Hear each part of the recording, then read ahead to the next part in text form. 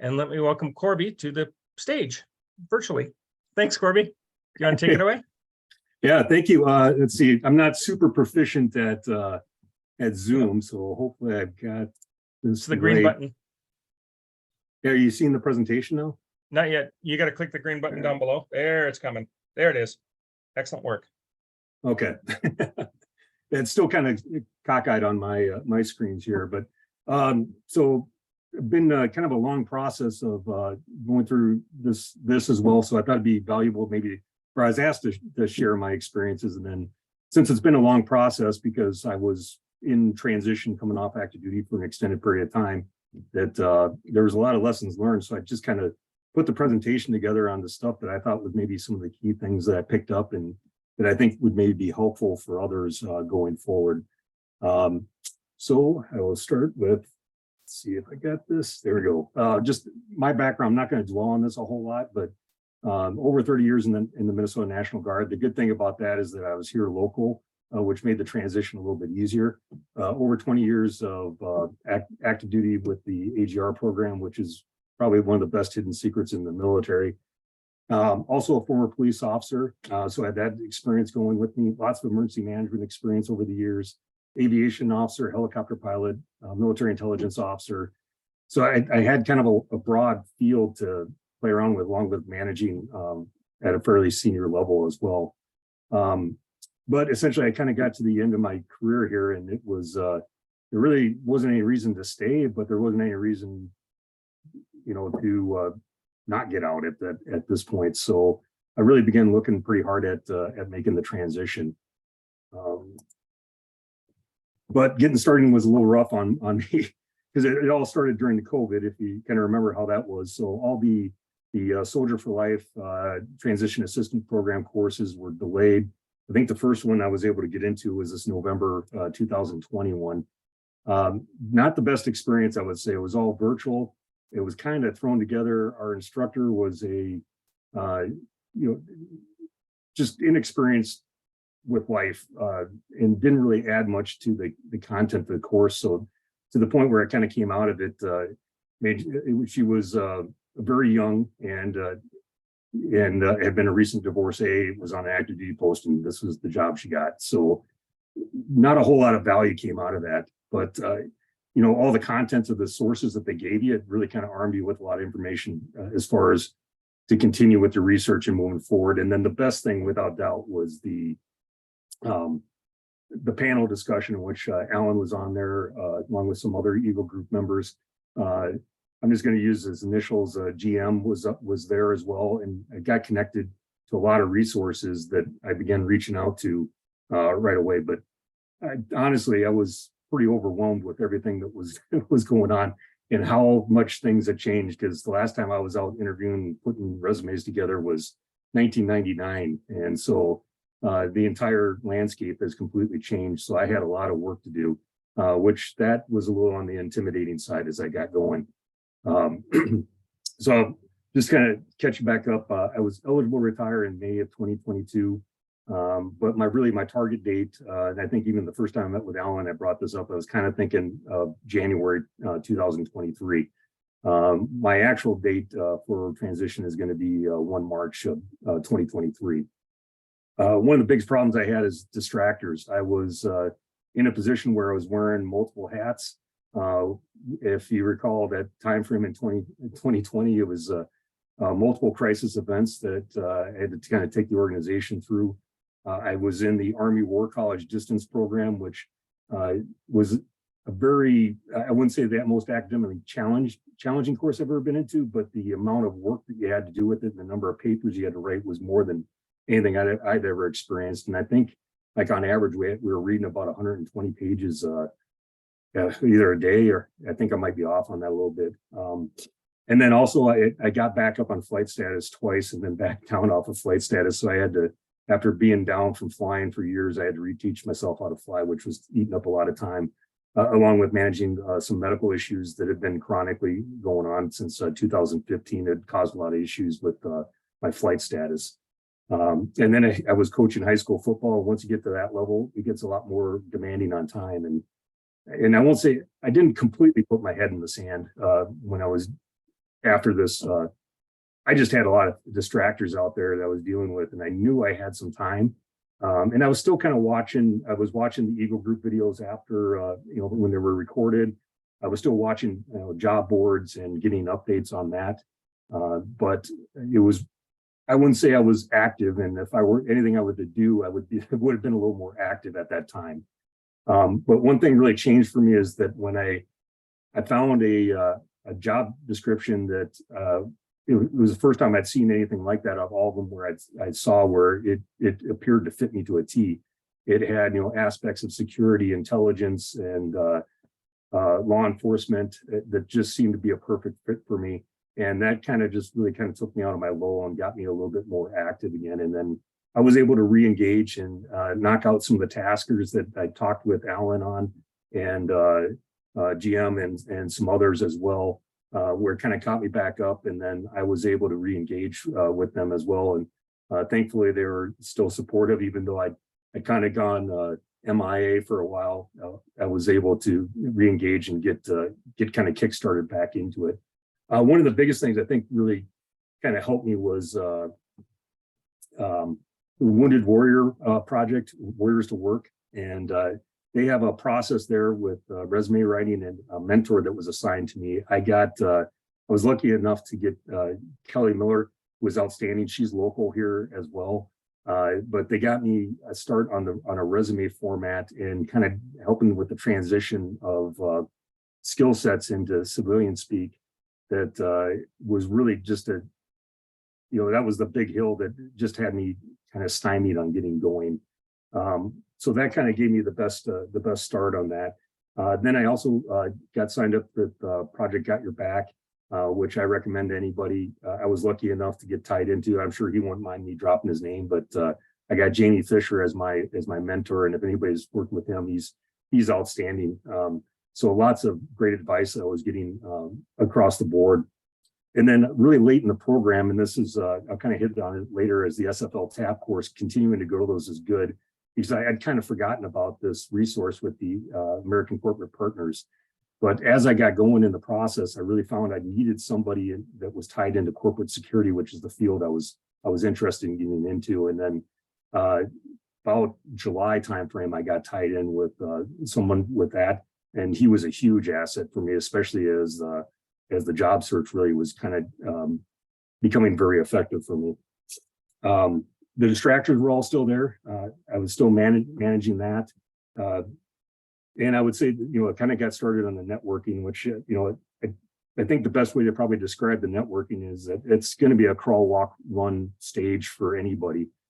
You can't start doing the networking thing and have it down pat right off the bat, which I think I found a little bit frustrating initially, but I started off pretty slow with it. I kind of targeted individuals that I knew well, that I knew could connect me with some other individuals. And then I kind of got going on that process where it really kind of fed into more and more opportunities. I'd say probably by maybe 3-4 months into it, I got pretty proficient. I was at the walk phase, and then really it was second nature doing these network meetings by the time I got into July of 2022. Research was a big thing, and that was one of the things that intimidated initially, because when I reached out to everybody, it was like, you got to read all this, here's some resources. And there were so many resources available to military veterans. Even when I was putting together this presentation, realized that like just trying to sort through my bookmarks and all the files that I'd saved and pulled down from there's a lot of content out there. The great thing is that there is a lot of content out there, but it can be difficult to get through all that, and you can miss some really key great references and resources out there. The Standout 2.0 was kind of interesting. I mean, we've all probably taken skills assessments over the years, but I thought that one was actually pretty good. And it's interesting to see how much your skill sets change over time. But my two key cornerstone books I was leaning on was that the Veterans Edition of the 20-minute network meeting. And then I was lucky enough to get tied into it with George Murray and got a hold of his book. All of these are short reads. These ones I had highlighted and tabbed out with all sorts of references, and I was going back and using these throughout my entire process. Lots of helpful information that's in those. And I would definitely think reading the 20-minute network meeting and then reading George's book. I would highly recommend doing that. And then the fourth book I got up there is that there's pretty much a book on just about any field that you're looking to get into. I didn't find this one on corporate security until late in the process, but again, a short read, and it can give you some helpful insights on the application process, how to get in. So I would recommend doing that research and then seeing what's out there. And I know I'm going to have a few other resources on here that I found that I found useful. So kind of jumping back to the resume, this was by far my biggest challenge and probably my most frustrating part of the entire process. As I said, the Wounded Warrior project, they helped me out. They got me a good template that I was able to work with. I had to keep on refining this though, trying to make those translations from skill sets into the civilian speak. And there's lots of resources and people, including the Eagle group here, that are going to be willing to help you out with that. But like a lot of things like leading a military staff is really, example I'd say is no different than running a cross-functional team, because that's essentially what that staff is a cross-functional team. Just as one example, but that's something you can continue to work on and refine. For me, it took me forever to get the military lingo out of there because it's just so embedded in everything that I've done over the years. And then one thing I found frustrating was the pretty much constantly getting feedback from people on this, you need to fix this, that needs to be fixed, adjust this. And it's all, you got to take it all in, but you don't have to make all the adjustments. And I think when I kind of realized that I didn't have to change everything every time somebody had a comment on the resume, it sort of made it a little bit more easy to manage. But kind of like what I have on here is that I would say it is like kind of owning a house, because there's always going to be something to fix on that resume. And, sometimes as you're trying to tailor that for a position, you can spend multiple days doing that. And sometimes that can get frustrating, but just kind of keep at it. I'll give one example. I got to give a shout out to Rebecca, because I got tipped off on a network job, or from networking on a job that I can't remember if I was traveling the next day or it was closing the next day. But Rebecca was on with me online until I think 11:30 at night, as we were trying to adjust the resume to tailor it for this position. So the support I got there was just outstanding and way above and beyond what you probably have for expectations. But it was great. It turned out that that position had been vacant for 9 months, and I was really kind of excited for that role, because it was another pretty good fit that somehow it slipped by me. And turned out one of my previous subordinates was already in that organization, and she was the internal fit. So we kind of did all that work for naught. One of the things I found as I got going and applying, I was applying for largely in the same field, but there were some outliers that like applying for emergency management jobs. So I ended up kind of getting multiple resumes that sort of fit to that different fields that I could tap into. Like, oh, hey, this job is very similar to that job. And then that was helpful to be able to pull those in, because you change some of the verbiage when you're tailoring these to match. That's always kind of a great reference to have. And then Alan's been a strong advocate for this, is having that master resume that's got everything listed out that you can kind of pick and choose from as you're going through it. That was also extremely helpful for me as I was making these adjustments and then tailoring the resumes to those jobs. One thing I'll kind of chime in on, because one of the mentors or advocates that I had in the corporate security field was pretty adamant that I should use the resume service that he used, which I was really looking at doing, especially because he was hanging out there that, hey, once you kind of get this fixed, your resume is good, but it's not, executive level good. He was hanging out some additional connections out there. And so I was looking at it. I talked to Alan, I talked to a lot of others, and kind of the end state I had was that there's enough help that you can get with all the groups that we have available to us, that maybe to get an initial resume done. But the fact of the matter is that every time that you're applying for a job, you're going to have to still tailor that job to that, or tailor that resume to that job. So in a lot of ways, I didn't see it as being value added there, but a lot of those services they were intriguing. I was looking at a lot of them because they do offer to help you with LinkedIn and make those adjustments as well. I think I got to a point where my resume would match up to anything else I would have gotten there. One other thing I would say, I got kind of frustrated on the resume pieces too, because you'd spend a lot of time getting a resume in, and then you're applying for the job, and for whatever reason you didn't make it through the system. And sometimes like the ATS scanning, I don't know if this is necessarily true, but like that Skill Sinker is a great reference to go to, because that was one when I was really getting in there and running it through.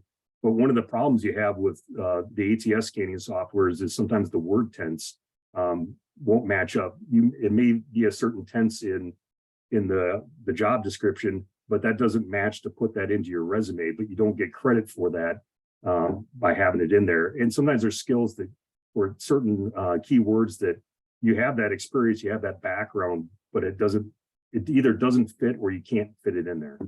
And now I've read a few articles and I've seen a few videos where, hiring managers, if they see you pulling this trick, they're throwing your resume out the door. But if you're not even getting into the hiring manager, I don't know. I came to the conclusion that sometimes it was worth the risk. So a lot of times my resume was 2 pages, but I usually had like a couple of lines at the bottom. If you went with a very small font and highlighted it in white with some of those keywords that just you couldn't fit in there. Again, you have those skills, but you just couldn't fit it in there. I know I got more than a few resumes got through the hiring process through that. Again, it's a little bit risky, but one thing to throw out there. And then a pitch for Skill Sinker. If you're military, you can get it free for a year.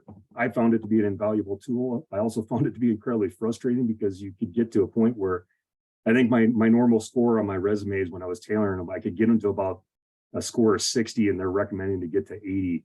And the fight to get that last 20%, I didn't make it most of the times. I tried to get it as close as I could, and a lot of times it was under application timelines, but it worked out well. Lots of resume review sites out there. I liked Resume Worded because it seemed like a fair evaluation of the resume and kind of gave me a few things that I was able to work on. They also, like, once you get on their distro list, they'll send you out a lot of job applications and resume suggestions, throughout on a regular basis. And I found most of the content to be valuable, whereas like some of the other websites, it kind of seemed like junk email to me and not that much value. All right. Right here. All right. So this is an example I found out. I think I found it sometime last year. If you type in how to match your resume to the job you want on Google, you can find a version of this that you can actually read, whereas this is pretty small. But I thought this was kind of helpful. I'm a visual guy, so seeing a visual depiction and trying to line it up on how to tailor a resume, I found to be helpful. Again, it's just an example out there that you can find. Hire Military also had a couple of great examples out there. They had an article that was specifically about how to tailor your resume with some good examples of carryover. The links are there to get to that.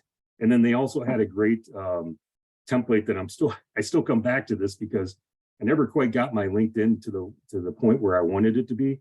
So actually this is on my to-do list, is to do some of these cleanups on this as well. But it's another good article with good graphics that are very good at explaining this. They highly recommend that you customize your URL for LinkedIn.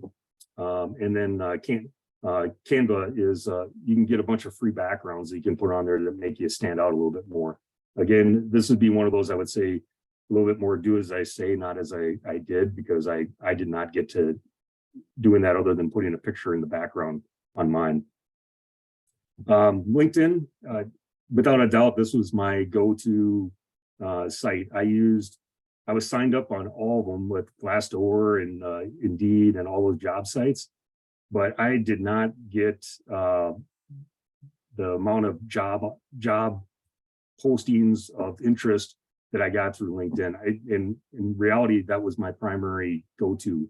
on almost everything. It was very rare that I got anything good from the other sites. Some of it had to do with some of the level of the positions I was looking at, and some of it had to do with, I don't know if it just did a great discriminator on that as well. But I was a reluctant LinkedIn member. I was kind of fighting it forever.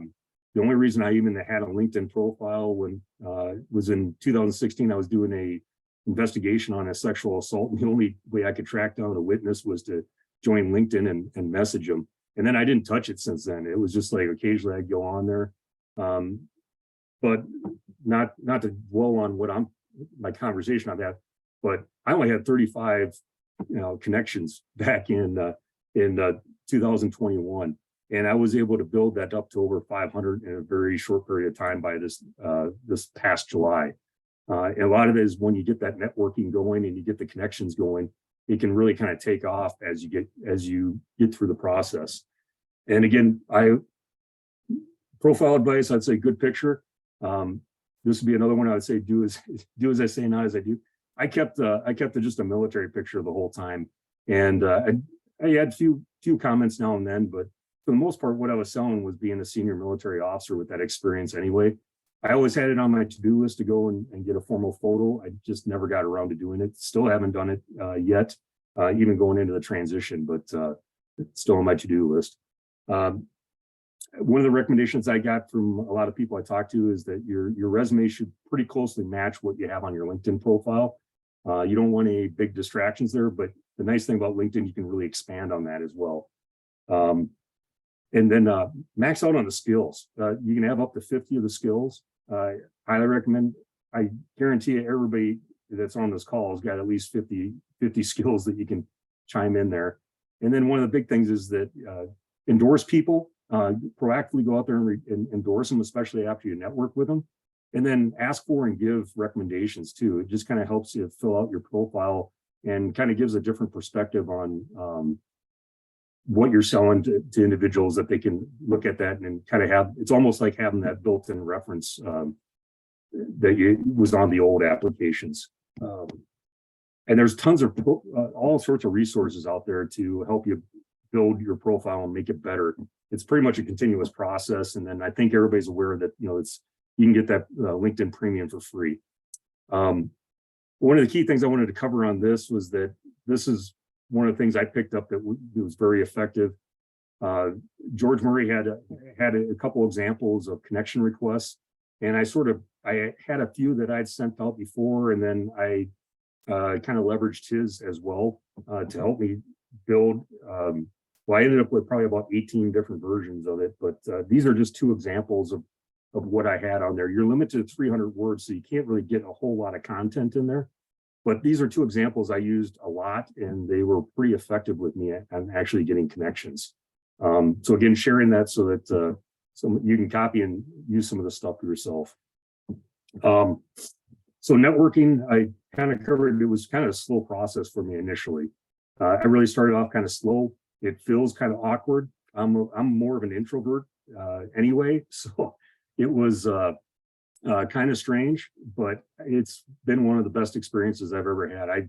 I can't believe how generous people are with their time to this day, and so helpful all the time. And I got great advice, pages and pages of advice that was invaluable, that I kept on throughout the process, going back through and rereading and re-highlighting areas that I'd forgotten about or I'd missed, or stuff that I didn't follow up on very well. One of the challenges I had early on, though, is because I was telling people I was interested in the security field. I kept on getting tied into a lot of cybersecurity or IT security folks, which I don't have that background. But even though that wasn't really maybe feeding me into the field I wanted to go into, I learned a lot from those conversations, and it still took a lot out of that. But about the time I got into, I'd say May or June, that's when the networking really was taking off. I was getting tied into a lot of the best or most useful connections that I had.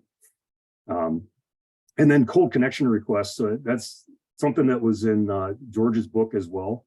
And I had about a 50-50 success rate on that. Sometimes I would see somebody on LinkedIn. I'm like, wow, that's a really interesting background that an individual has. And just with no connection whatsoever, would just send a connection request out to them, asking to connect and have a conversation. A lot of times that worked out well. There was a few times actually where I saw a job that was posted that I was like, well, that looks interesting. And I would, if they had the hiring manager listed there, I would reach out to them directly for a connection. And there was a couple times where almost immediately that person got back to me, and then we had a meeting, and then which resulted in me applying, them requesting for me to apply for the job. Didn't work out all the time, but worked out at least a few times. And then, as I got this thing building up, and I would say I was kind of a reluctant networker, because I didn't believe maybe that this would be as strong and as effective as what it was. And as I got going, it was interesting to see, because as the network really started taking off, it was hard to keep up with it, with meetings and managing the meetings. But by the time I got to the fall time frame, every job that I was applying for, I had a connection usually there that could get my resume to the hiring manager, or the network was feeding me options out there. And a lot of the jobs I was applying with, I actually ended up interviewing with somebody I networked with after the fact, and which was also very effective and kind of eases up some of that, I think, interview stress that we all deal with. And then this, with all the layoffs that are going on, I'm seeing across my network that all these people are reaching out and helping anybody in need. And then maybe the last point is that these networks are really long term. You got to maintain them. When I let George Murray know that I was making the transition, he's like, yeah, make sure you keep on building on that network and keep it going, which I've been a little bit lax at, but I would highly encourage everybody just to keep the networks going throughout the process, even after you land a job. I'm not going to spend a lot of time on the 20-minute network meeting prep sheet, but I think most people have this or have it made available to them. It's a great reference, again, a great tool that I'm not sure who originally created this, but I know initially when I did my first network meetings, this was an outstanding tool, because it kind of reminded you to do your research on who you were networking with, have some good questions lined up. And then as I got going in the process, this was more of a kind of a backup that I had, but always nice to have, because there's sometimes where the conversation isn't maybe taken off or going as much, but this is always a nice tool to have in your back pocket to pull out if to maybe get the conversations restarted again.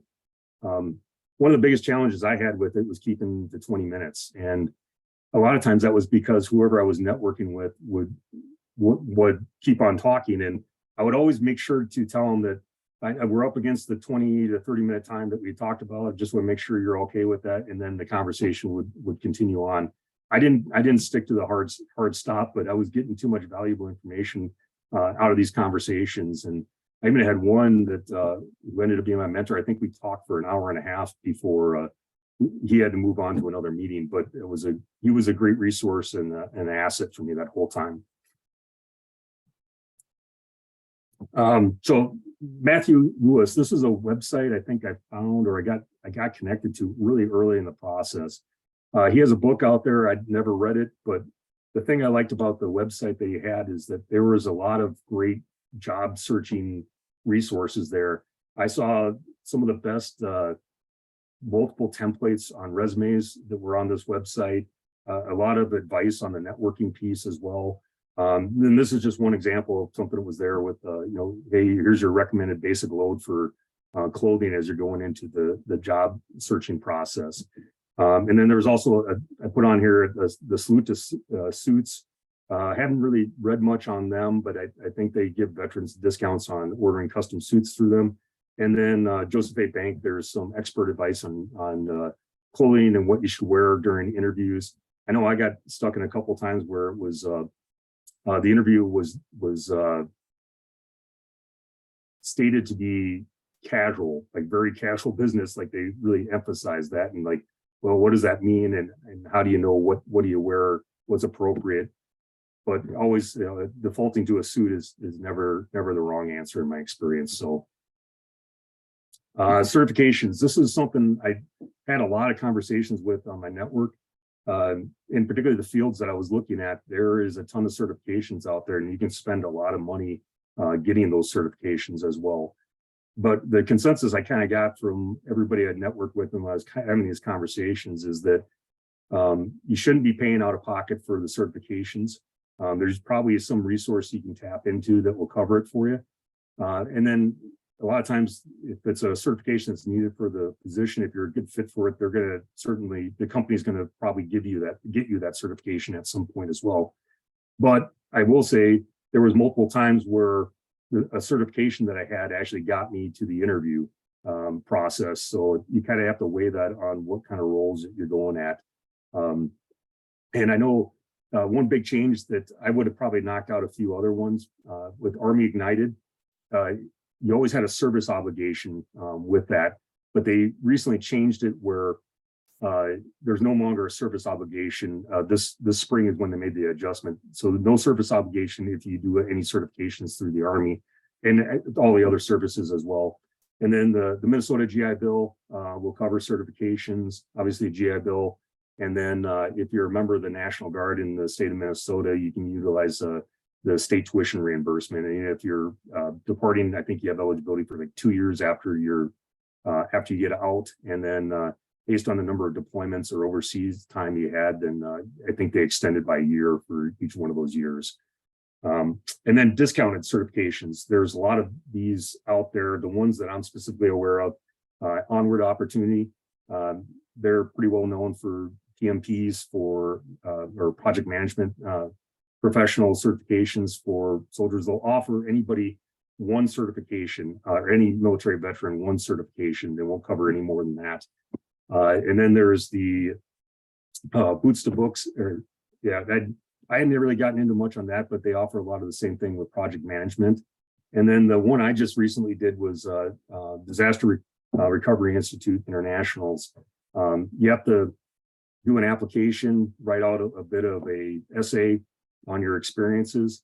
And if you're lucky enough to get selected, you'll get to do a week-long course. And then depending on how you do on the test, you can come out as a certified business continuity professional. So it was a pretty good course that I went through, just did it in January. If you're interested in how that goes application wise, let me know and I can talk anybody through that. Talking on applications and interviews, I found this to be a pretty frustrating process overall. It can be a really slow process, or it can be a really fast process, or you can not hear anything at all, which is maybe the most frustrating part, is to never get notified if you made it through or you didn't make it through. And then one thing I had happen to me was sometimes the positions can change and you may not get notified on that. I had a job that I had a great experience with the recruiter. She had me as her #1 candidate, had a great interview. So hey, in 2 weeks, you should probably hear something from us. And then we got to the 2 weeks, reached back out to the recruiter and found out that they decided to take the one position and convert it into 3 positions.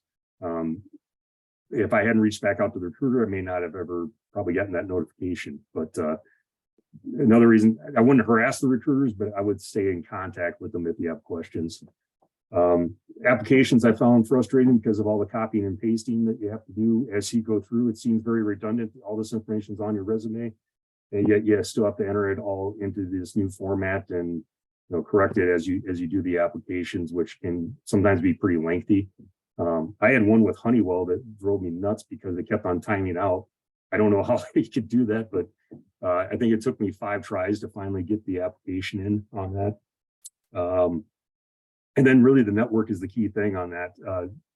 The network on all the real serious job opportunities I got to look at, the network was the key part of it.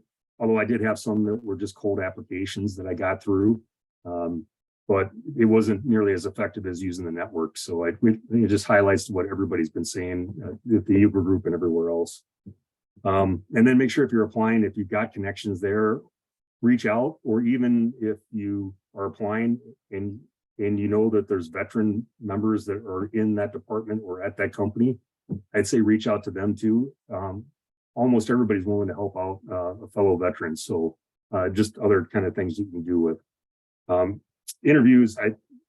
I I had a lot of different interviews, and a couple of key lessons I would have on this is that the recruiters are just awesome. All of them are just great people, very helpful.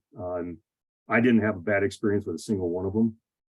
And, you know, they can help you out with some insights. It kind of ties into another point that sometimes there's organizations that are going to primarily be hiring from within. And this got to be a little bit on the frustrating side because I actually applied for a certain organization multiple times again and again and again, and never got anything. And one of the recruiters gave me the insight. It's like, oh yeah, that department only hires from within.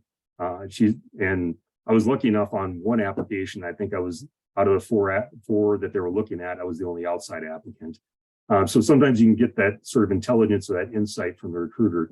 So always make sure to kind of have some questions to ask them about the role and the position. I had a bad interview, hard to believe, and I had networked with this individual twice before. The recruiter was really helpful. It, you know, gave us some broad scopes on questions. I thought I did a great job prepping for the interview. And then I rolled into the interview and I was tap dancing the entire time. In retrospect, I don't think I had maybe the skill sets that we're looking for or the depth. But that prompted me to finally get to doing one of the big things, another big task that I just hadn't gotten to was breaking down experiences by the STAR method and having that. And the great thing about when you do that is that you can rehearse that, you have it set, and you can probably shape those experiences to fit just about any question.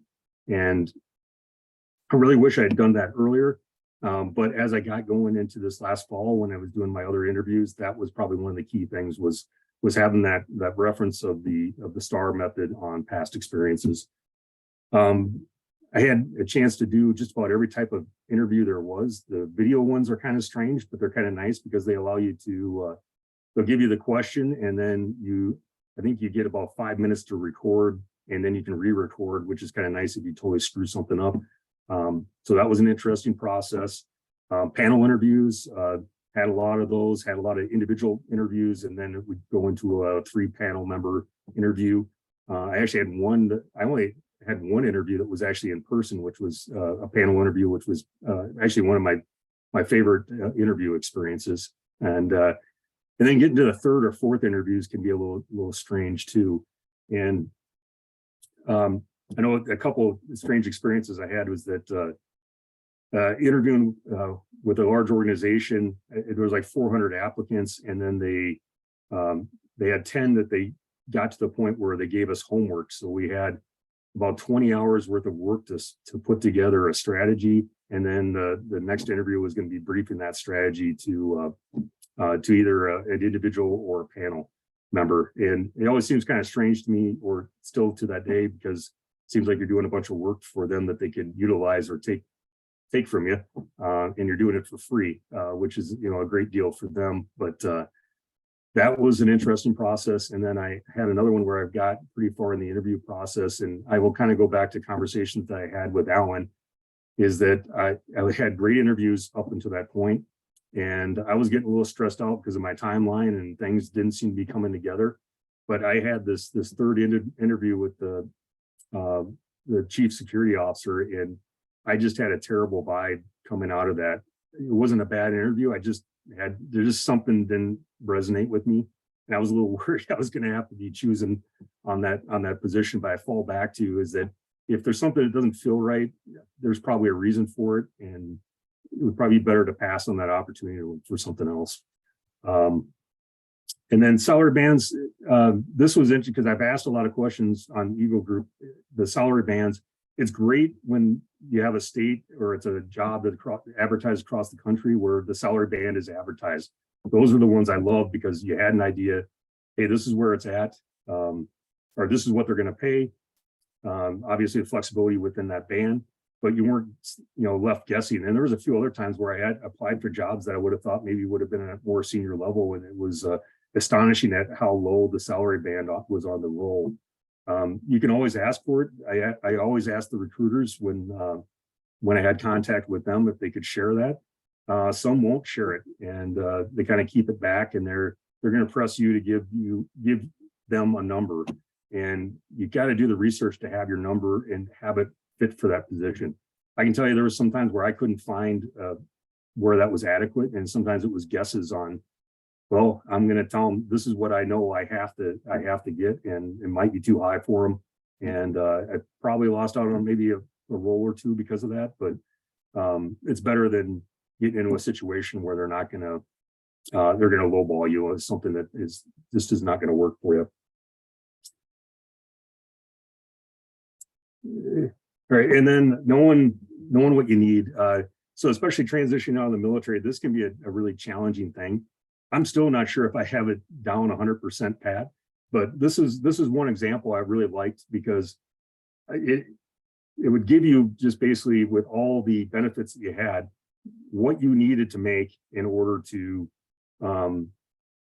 basically break even. And that was one of my biggest concerns as I was making the transition from a fairly senior level position into the civilian world. I think they might be a little high on some of their estimates here, but it gives you a great reference. And there's a ton of other calculators that are out there on the web that you can check, you can utilize as well. But it's a great way to know where you're at on that. And then these are some of the useful links that I found. Clearance jobs. I mean, if you got a high level of security clearance, there are companies in the local area, mainly in the defense industry, that are looking specifically at these roles. I found that mostly these jobs were available on the East Coast, so largely with the intelligence apparatus that's out there on the East Coast. Vet jobs was one I got a few good job leads off of, and then also they had a pretty decent weekly distro list where they would push out job opportunities across the country, but they also a lot of times would send interview advice or salary advice and other sorts of things that I thought were pretty good references. And then American Corporate Partners, I already kind of covered that. That was a great resource that I wish I would have gotten involved in earlier. I just got involved late, but it was still a great addition for my experience. But some of the links here are available. A lot of these I found kind of later on. And then if you're transitioning out of the military, but there's a lot of people I networked with as well that either didn't apply for disability for conditions that they picked up in the service, or that they have been aggravated since then, but they haven't gone through the process to apply.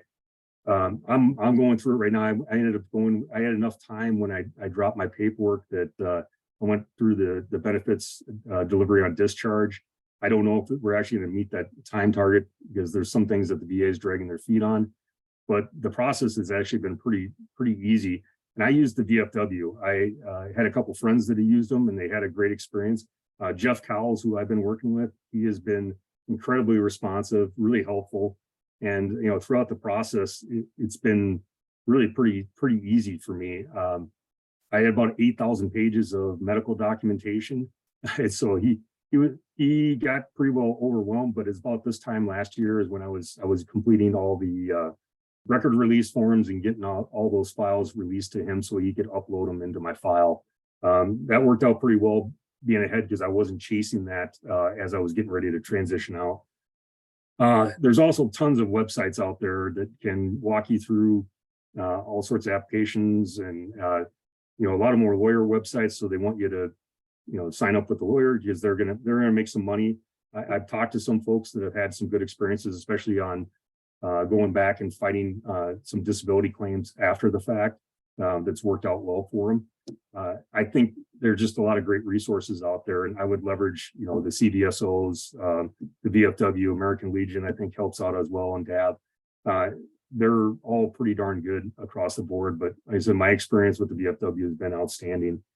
And then one of the things you want to do is review the DBQs for your specific conditions that you may have. For example, I'll just throw out, I have a pretty bad cervical spine issues, pretty much from top to bottom. But for the most part, most of those are not conditions that would be rated based on the way that they break it out. So if you review that, you can have a good idea and just inform yourself on, okay, what can you expect, or what do you have to prove on these medical conditions that you have. And then one of the things to remember is that even 0% matters, because as long as you get it in there and it's identified as being service connected, if it gets worse over time, likely you've already got that service connection. And then I haven't found a source to validate this, but I've heard this multiple times that basically on the VA math, as they do the disability calculations, 4 zeros equals 10%. So that can add up over time as well. And then CFP exams, I just knocked out 4 of them last week. Pretty easy. I got assigned to QTC as the outsourcer for it. Pretty easy process. And I know I'd read multiple times of bad experiences that individuals have had. And the recommendations online is to have somebody go with you to the CNP exam. QTC was adamant that only the veteran could come. Again, they're following some COVID protocols, but I didn't have any bad experiences. But I would say if they tell you you can't bring anybody, you can always break out your phone and start recording if you're having a bad situation as a backup. And then there's a lot of free resources out there too. Military Disability Made Easy is a website. They got a monthly membership that you can sign up for. It breaks down some of the conditions a little bit easier, so it's maybe a little easier to understand versus searching on the web trying to find those.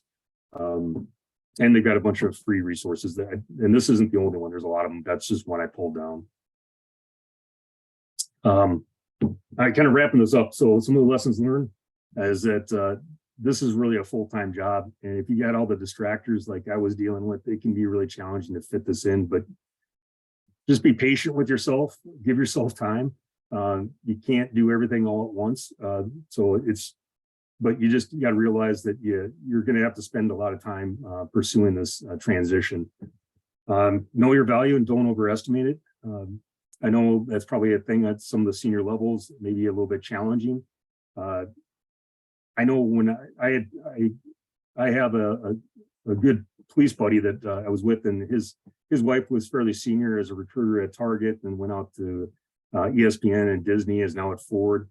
But she was one of the first networking contacts I got back in touch with, and she was giving me some great advice. And one of the things you got to be worried about is maybe at the senior level is kind of coming in at too high of a level where you don't have a great understanding of, or a foundational understanding, and maybe target more of a contributor role. And that's sort of what I was targeting. There was a few higher level jobs I went for, but I was really trying to get into a spot where I could get in, obviously make enough that I'm not losing money during the transition, but enough where you can build experience, learn the industry that you're going into, and then you can kind of work your way up. I know one of the challenges, or one of the things I was worried about, was getting in a situation where you kind of got the imposter complex, where you're in charge of everything, but you don't actually understand a lot of things, and that can set you up for failure. And that was some of her experiences that she shared with me that to watch out for, and why it might be better to target a contributor role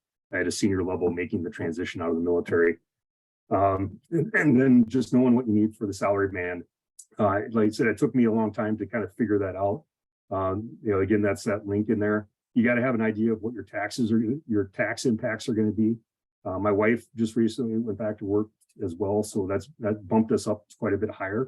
And then consider the value of like remote work, if they give you a company car, parking, et cetera. There was a couple of jobs that I was dealing with that worked out as being a pretty significant benefit. Like right now, I'm working primarily remote. Not driving a Dodge Ram 1500 to St. Paul every day has been really nice. And then if you're on active duty, I would say go to the SFL TAP course as many times as you can. They're all different instructors. You're going to get them at various times. They're all different insights. You're going to learn something new each time. So I would go as much as you can. Start networking now. And then one of the things that I found is that as the networking really got going, and as the job applications really got going, you've got to have a tracking sheet in order to keep track of all this stuff, especially for the follow-ups, to make sure that you can thank them for their time. Because when you start getting network meetings over interviews, applications, it's really easy to lose track of that. And then ask for assistance. There's probably somebody here on the call tonight that can help out or has some expertise in some area. And then just kind of be humble and be open to advice. We don't all know everything for sure. And I certainly screwed up a lot of things over this whole transition process, but learned a lot too, and more than willing to share that with anybody. And then the last thing, and I don't know why this took me a little while to realize it, but it is just an incredibly up and down process as you go through this. You get the high of knowing that your application made it through and is being considered. You get the interview, then it doesn't pan out, or the application gets through, but you don't get an interview, or you have a great interview and you don't hear anything.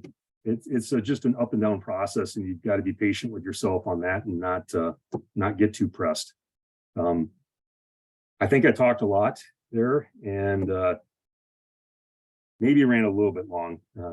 I didn't really rehearse it. I was just kind of going with the kind of stream of consciousness. So I think we can go to the questions now if you want, Alan. Right on. Corby, thanks for that presentation. I'm going to stop the recording for the sake of the presentation, but we'll have questions right after this.